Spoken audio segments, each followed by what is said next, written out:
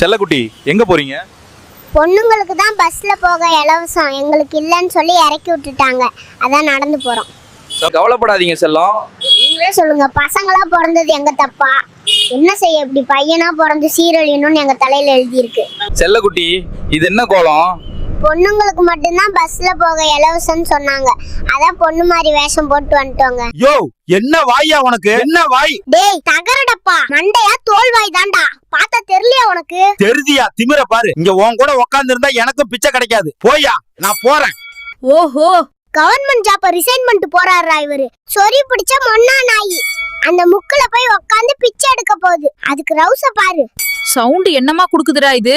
அம்மா தாயே, மக்களை பெத்த மகராசி, எனக்கு தர்மம் பண்ணாதாமா நீங்க நல்லா இருப்பீங்க. ஐயா, தீஞ்ச மண்ட தர்மம் பண்ணியா? இளநிய அதிக விலை வச்சு வித்தேல்ல, அந்த பாவம் தான் உனக்கு குஷ்டம் பிடிச்சிருச்சு. டேய் அறிவு கெட்டவனே, இளநிய 5 ரூபா கூட வச்சு வித்தா குஷ்டம் பிடிக்குமா? அப்ப மாநில அரசுக்கு கொடுக்க வேண்டிய நிதியை ஒழுங்கா கொடுக்காதவனுக்கெல்லாம் என்னடா பிடிக்கும்? பாக்கெட்ல எவ்வளவு வச்சிருக்க? 5 பைசா கூட இல்லப்பா. கோயிலுக்கு வந்தா பாக்கெட்ல 5-10 வச்சுக்கிட்டு வாங்கடா, இல்லாட்டி உள்ள இருக்க சாமியே ஈட்டிய வச்சு உன்னைய குத்தி புடும்டா. செல்லக்குட்டி அம்மாவை பத்தி ஒரு கவிதை சொல்லுங்க. 1000 பேர் அருகில் இருந்தாலும் கூட அனாதையாய் உணர்கிறேன் அம்மா, நீ என்னுடன் இல்லாததா. எல்லாரும் சண்டை கிண்ட போடாம ஒழுங்கா நில்லுங்கம்மா, அப்பதான் ஒவ்வொருத்தருக்கா ரேஷன் ஜாமான்லாம் மிஸ் ஆகாம கரெக்டா கொடுப்பேன். எனக்கு எல்லா ஜாமானையும் முதல்ல போட்டு அனுப்பிவிடு.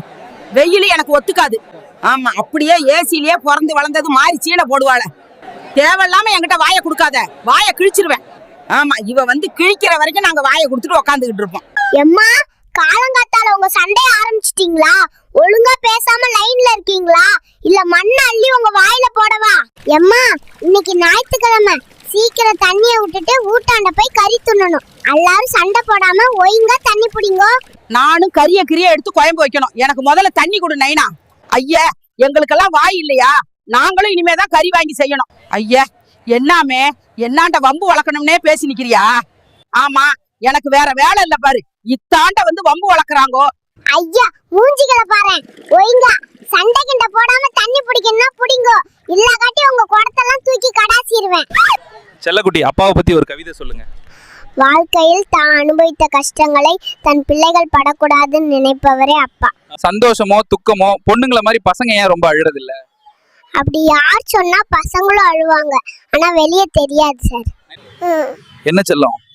பொண்ணுங்களெல்லாம் யாரும் ஒன்றும் சொல்ல மாட்டாங்க, ஆனா பசங்க அழுதா ஏன்டா ஆம்பளை பிள்ளை அழலாமான்னு கேட்குற உலகம் சார் இது. மற்றவங்க முன்னாடி அழுதா அவனை வீக்கா நினைச்சிருவாங்களோன்னு பசங்க மேக்சிமம் எல்லாத்தையும் உள்ளே வச்சுக்குவாங்க சார். அதையும் மீறி பசங்க ஒருத்தர்கிட்ட அழுதாங்கன்னா அவங்க அவனுக்கு ரொம்ப முக்கியமானவங்களா மட்டும்தான் இருப்பாங்க சார். செல்லக்குட்டி ஏன் கவலையா இருக்க? காப்பரிச்ச லீவு முடிஞ்சு போச்சு, நாளைக்கு ஸ்கூலுக்கு போகணும். அதான் என்னோட எதிர்காலத்தை நினைச்சு கவலையா இருக்கேன். சோழ இளவரசி குந்தவை அவர்களே, பழுவூர் ராணி நந்தினி அவர்களே, வருக வருக.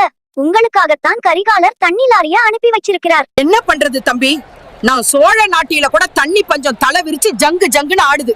எல்லாம் இந்த சதிகாரி நந்தினியோட சூழ்ச்சி தான். வாய அடக்கி பேசு குந்தவ, உன் வாய கிழிச்சிருவேன். உங்க வீட்டு பாத்ரூம்ல தண்ணி வராகாட்டி கூட என்னைய தான் குறை சொல்வ போலயே. ஏமா, நாட்டு மக்கள் எல்லாரும் வெயிட் பண்றாங்க, நீங்க உங்க சண்டைய அரண்மனையில போய் போட்டுக்கோங்க. இப்ப இடத்த காலி பண்ணுங்க.